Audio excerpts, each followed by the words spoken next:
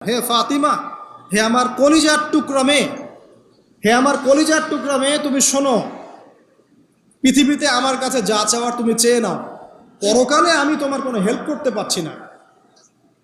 অথচ আমরা জানি নবী সাল্লাল্লাহু আলাইহি ওয়াসাল্লাম সবার জন্য কি করবেন? সুপারিশ করবেন, সেটা অন্য বিষয়।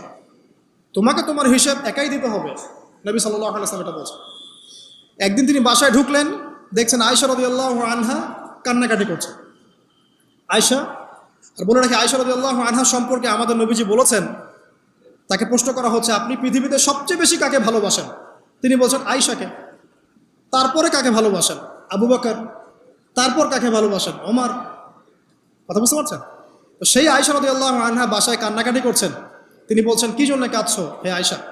আয়েশা রাদিয়াল্লাহু আনহা বলছেন, জাহান্নামের আযাবের ভয়ে আমি কাঁদছি। কি হবে ইয়া রাসূলুল্লাহ আমাদের শেষ হলো? তখন আল্লাহর নবী তার স্ত্রীকে বলছেন, যাকে তিনি সবচেয়ে